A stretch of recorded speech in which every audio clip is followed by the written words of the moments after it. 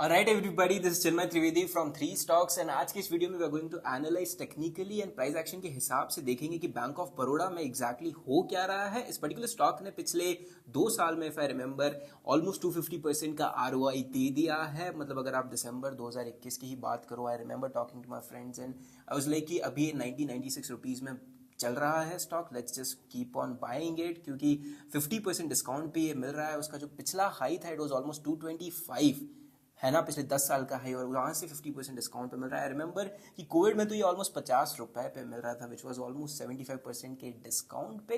Bank भी हमारा PSU bank है, पब्लिक सेक्टर बैंक है, दैट बीइंग रीजन। एंड अभी ऑलमोस्ट पिछले 2 साल से अभी तक इट इज ट्रेडिंग एट 208 रुपए, लिटरली 250% का ROI ये दे चुका है। लेकिन अभी भी यहाँ पर कुछ पॉसिबिलिटीज दिखाई दे रही हैं हमको, which we are going to analyse price action के हिसाब से देखेंगे एग्जैक्टली हो क्या रहा है। This video is just for educational purpose. हम सीखने वाले हैं कि किसी भी स्टॉक को एनालाइज कैसे करते हैं। Let's get started with the video now.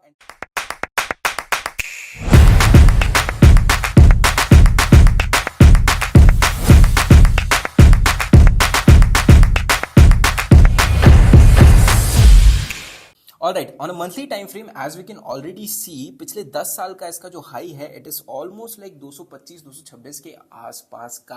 And पिछले 10 साल में एक चीज मैंने देखी है, 2 बार ये ऑलमोस्ट उस पर्टिकुलर हाई के आसपास गया है और दोनों ही बार एक बहुत ही कॉमन चीज हुई है, विच इज कि वहां पर ये ज्यादा दिन रुक नहीं पाया। जैसे यहाँ पर अगर आप देखोगे 1-2 महीना रुका, फिर वहां से रिजेक्शन लेना शुरू कर दिया इसने, it fell back down to almost 100 rupees. लेकिन फिर वापस से जाता है 2000 ऑलमोस्ट 15 के आसपास, इट वेंट अप, फिर से उसने अपना हाई तोड़ा प्रीवियस वाला, उस हाई को तोड़ने के बाद फिर से उस पर्टिकुलर स्टॉक ने वहां से रिजेक्शन ले लिया। 3 ही महीनों में it fell back down to almost Covid में 40-50 रुपए के आसपास ये स्टॉक आ गया था, दैट बीइंग रीजन। और यहां से जो रिकवरी शुरू हुई है भाई साहब, all the way from here to all time high, almost सारे ही स्टॉक ने जो कोविड के बाद रिकवरी की थी, सारे ही स्टॉक ने अपना ऑल टाइम हाई टच भी कर दिया था। और कुछ स्टॉक्स ने तो लिटरली ऑल टाइम हाई को ब्रेकआउट करके मोमेंटम्स भी दे चुके हैं, जैसे कि टाटा मोटर्स हो गया, रिलायंस हो गया and things like that. Alright, लेकिन यहां पर ऑल टाइम हाई का ब्रेकआउट अभी भी बचा हुआ है।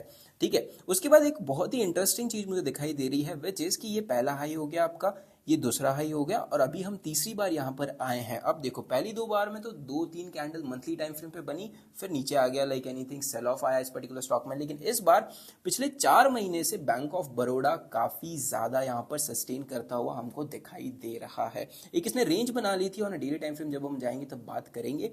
लेकिन यहां पर अगर आप देखो तो 4 महीने से गुड कैंडल्स भी दिखाई दे रही हैं, स्ट्रेंथ भी दिखाई दे रही है, एंड यहाँ पर उसने सस्टेन भी किया हुआ है। नाउ इट डजंट मीन कि यहाँ पर हमें खरीद लेना है सीधे की सीधे, एंट्री एग्जिट कैसे प्लान करते हैं, विल अंडरस्टैंड दैट।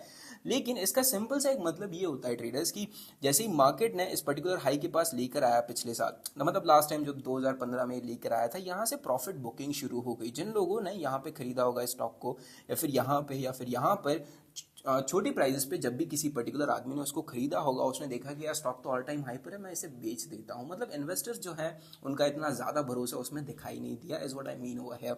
लेकिन फिर वहां से सेल ऑफ आया ऑल टाइम हाई के बाद। लेकिन इस बार क्या हो रहा है, एक अच्छी स्ट्रेंथ के साथ बुल रैली हुई है पिछले 2 साल में, और पिछले 6 महीने से ऑलमोस्ट स्टॉक जो है वो साइडवेज है। ठीक है, 6 महीने से साइडवेज है। उसके बाद हम चलते हैं सीधे डेली टाइम फ्रेम में, समझते हैं what exactly it is doing on a daily time frame now. लेकिन उसके पहले एक और चीज जो हमको ध्यान में रखनी चाहिए, विच इज कि पिछली 2 बार से प्रॉफिट बुकिंग आ गई, इस बार लोगों ने होल्ड ऑन करके रखा है इस पर्टिकुलर रेंज में। They are holding on to their position, is what I can see as of now looking at the technicals of it, right. And एक और चीज है, वो ये है कि देखो, यहां पर जब भी रेजिस्टेंस के पास आया, इमीडिएट प्रॉफिट बुकिंग आ गई। लेकिन इस बार जब ये रेजिस्टेंस के पास आया है, विच इज ऑफ 225 ऑलमोस्ट, यहाँ पर इमीडिएट कोई सेल ऑफ हमें दिखाई नहीं दिया है। पिछले महीने थोड़ा बहुत आया था, ऑल द वे फ्रॉम 219 से लेके यहाँ पर इसने लो लगा दिया था सीधे 180-190 के आसपास का।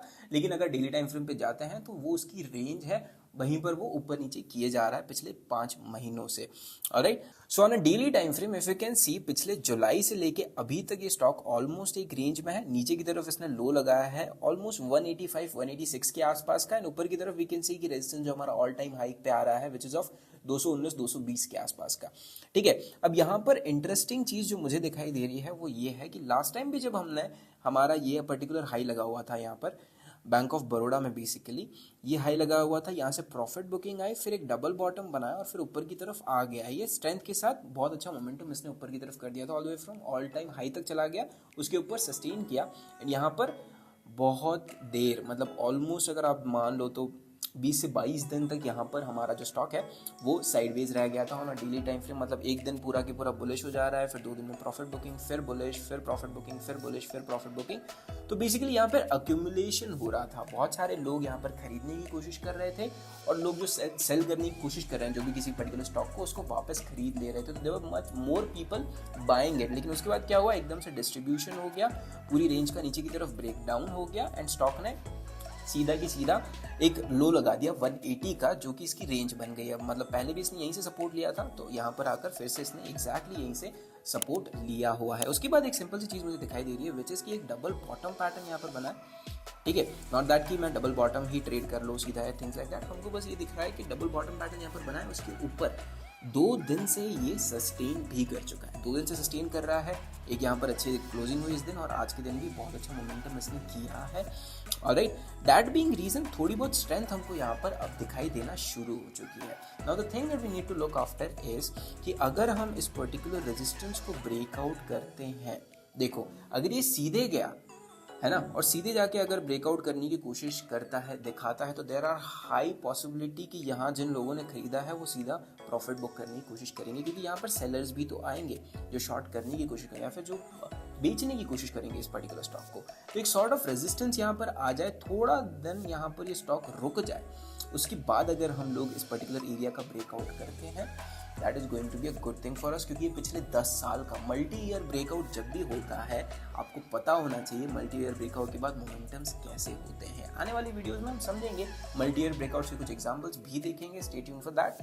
ऑलराइट, एंड यहाँ पर पिछले 10 साल की रेंज बनी हुई है 226 को, वहाँ से आकर आप मतलब बैंक ऑफ बड़ौदा जो है वो 3 बार रेजिस्टेंस ले चुका है और गिर चुका है। इस बार अगर हम लोग ब्रेकआउट करते हैं, लेट्स सी, अगर सस्टेन कर पाते हैं तो अच्छी बात है, लेकिन अगर सस्टेन नहीं कर पाते हैं तो एक छोटा सा स्टॉप लॉस लगाने की कोशिश करेंगे एंड वहाँ से एग्जिट लेने की कोशिश कर लेंगे। क्योंकि देखो, market always works on 3 things. पहली चीज़ ये हो गई कि आपको एंट्री अच्छी मिल जानी चाहिए, एंट्री हमको यहाँ पर दिखाई दे रही है मल्टी ईयर ब्रेकआउट पे। दूसरी चीज़ हमारी ये हो गई कि आपका रिस्क रिवॉर्ड जो है वो फेवरेबल होना चाहिए। अब अगर हम लोग पिछले 10 साल का ब्रेकआउट का वेट कर रहे हैं और अगर ये होता है, ऑफकोर्स रिस्क रिवॉर्ड फेवरेबल तो होना ही चाहिए, है ना, क्योंकि रिस्क आपको छोटा ही लेना है, रिवॉर्ड बड़ा के लिए वेट करना है। That is what someone should be planning and that is how profitability works, right. क्योंकि अगर मैं इस ट्रेड में प्रॉफिटेबल मतलब एक प्रॉफिट लेके निकलता हूँ, it should at least be good enough कि हाँ भाई पिछले 3-4 स्टॉप लॉस अगर वापस आके मुझे मिल भी जाते हैं, खाने भी पड़ते हैं, तो भी मेरे लिए कोई इशू नहीं रहने वाला है। ऑलराइट, क्योंकि एक ट्रेड में जब पैसा बनाओ तो अच्छा बनाओ ना, क्योंकि स्टॉप लॉसेस तो हम देते ही आ रहे हैं जन्मों से मार्केट को, लेकिन जस्ट मेक श्योर कि whenever you are booking profit, you are booking good enough profit, because that is more important for you. तभी आप सर्वाइव कर पाओगे ना मार्केट में। क्योंकि मान लो अगर एक ट्रेड में ही आपने सीधे 10,000 रुपये बुक कर दिए और आप 1,000 रुपये पर ट्रेड रिस्क लेते हो बेसिकली, तो अगले 10 दिनों तक 10 ट्रेड में स्टॉप लॉस दे सकते हो आप में वो फियर नहीं रहेगा कि यार कल का पैसा कमाया हुआ आज वाले स्टॉक में फिर से उड़ जाएगा, कल ही कमाया था, इतना अच्छा ब्रेकआउट था, आज वाले स्टॉक में फिर से उड़ गया मेरा। That is not what should happen with anyone out there. तो ये दूसरी चीज़ होगी। तीसरी होगी हमारा कन्विक्शन कितना होना चाहिए। अब ये कन्विक्शन मेरे में है तो आप में भी होगा, ज़रूरी नहीं है। जिस कन्विक्शन से मैं होल्ड करता हूँ आप होल्ड कर पाओगे, that is not an important thing, that not going to happen, right. इसीलिए क्वांटिटी जो है वो हमेशा ही संभाल के लेनी चाहिए, तभी आपकी जो एक हमारा जो इमोशंस होते हैं that will not come into the frame, है ना। क्योंकि फिर थोड़ा सा प्रॉफिट देखा तो नंबर्स में वो बहुत ज़्यादा होता है हमारे लिए। अगर मैं भी यहाँ पर 1 लाख क्वांटिटी अगर ले पाता और मैं ले लेता तो हो सकता है 5 पॉइंट ऊपर गया मुझे 5 लाख का प्रॉफिट दिखेगा, which is not going to be good for my psychology, और फिर मैं अपने रिस्क रिवॉर्ड के लिए होल्ड नहीं कर पाऊंगा। So this is the stock that we have talked about, and यहाँ पर हमारा पर्पस ये नहीं है कि आप इस स्टॉक को खरीदो, बेचो, पैसे बनाओ, things like that is not what we aim for. यहाँ पर हमारा सिर्फ और सिर्फ पर्पस इतना ही है कि आपको समझ में आए कि एक पर्टिकुलर स्टॉक को मंथली या डेली टाइम फ्रेम पे देखते कैसे हैं, बायर्स एंड सेलर्स की साइकोलॉजी को समझते कैसे हैं, एंड थिंग्स लाइक दैट को धीरे धीरे, अब एक पर्टिकुलर स्किल होती है, राइट, किसी भी स्टॉक को एनालाइज करना, उसको धीरे धीरे हम डेवलप कैसे करेंगे, is what we are going to learn in this videos. और अगर आपको ऐसे और वीडियोस चाहिए, do let us know in the comments. कल मिलते हैं आपसे।